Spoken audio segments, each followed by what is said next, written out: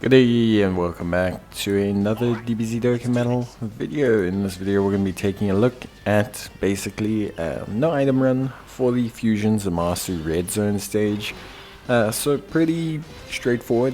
Fusion Zamasu, I think still on global alongside Omega Shenron, the hardest stage in the game on the global side. I know JP with its anniversary has kind of come out with a harder stage. Obviously the main thing here, with the item runs, a lot of the times it comes down to RNG. So never feel bad if you can't do no item run. Half the time it's probably just because you didn't get as good luck as someone else, and that's just how it is. This team here relies a lot on RNG. We got a lot of units that are kind of relying heavily on evasion as being a direct counter set to a lot of other units or a lot of the attacks. We have units that just straight up can't take the normal AoEs from Zamasu here. For example, Strength Trunks and Mai, if they get hit by Zamasu's AoE, are basically going to blow up. Like they're going to lose like I think 400k health with each hit that he does to them. So yeah, they are just, it's just one of those things where I think a lot of the time players can tend to, stress too much about getting no item runs, but in reality it's not really so simple. And I think a lot of the time you'll find that, to really do a no item run and get the luck to do a no item run, you actually need a lot more RNG than you think. With that being said, this is the team that we're running with. We're running with the Future Saga team. We're using the Strength Ella Gohan as the lead. No particular reason except for the fact that using him as the lead means that he gets to run on a little bit of a higher lead himself. The rest of the units will be under a 20% lead, I believe, because of the AGL Blue Boys friend that we're taking. And we are taking 2 AGL Blue Boys. The idea is very simple. Essentially what we're going to be doing, we're going to have the 2 AGL LR SSB Goku and Vegeta units running as our first slot tanks for the most part on each rotation. We'll then have a physical LR Trunks on one rotation, a strength LR Gohan on the other rotation in the second slot where they really thrive. And then we're going to be floating the strength Trunks and Mai for a bit of support, who will be okay in the physical phase, not to tank supers or anything, but just to not die.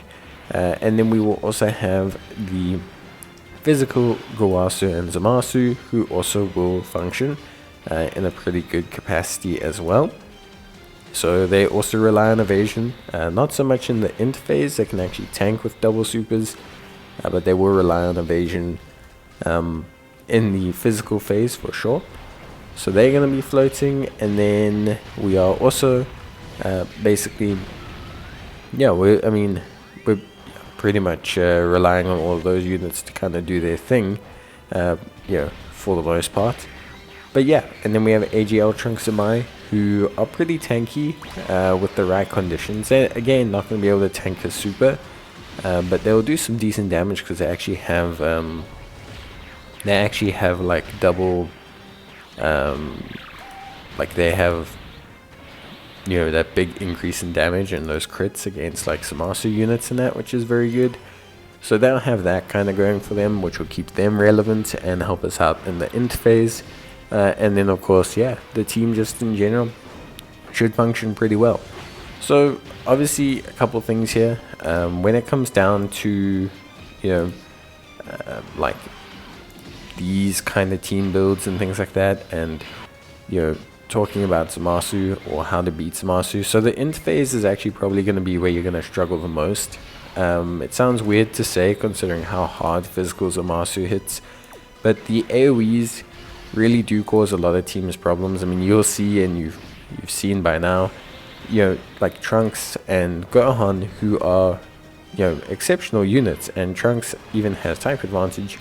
But that first turn that they're out, Gohan's taking 70k, he's taking 70k per hit, Trunks is taking like 80k per AoE hit, the Gowasu and Zamasu, they're taking 160k per hit. Like I said, Trunks and Mai taking 400k per hit. So the AoE phase is obviously a big issue. Even the AGL LR boys, before super, if they don't evade, they're going to be taking, a bit of a chunk of damage. So it's not like it's impossible to get through this phase, but this is definitely the hardest because the chip damage is what causes you problems. A lot of the times, if you place your units right, you can kind of be prepared to handle anything that comes your way. In the physical phase, we'll know, okay, we're going to stick Trunks in the second side. He's got 500k defense. As long as he supers twice, he's going to be more than fine to tank not tank double digits from a super, but to tank double digits on normals and be more than fine. So it's like, you kind of have to, you understand your unit, so therefore you kind of know exactly what you need to do. I think in the situations like in Zamasu, that first phase, a lot of that's taken out of your hands. So you just have to basically hope that all the dodges come off.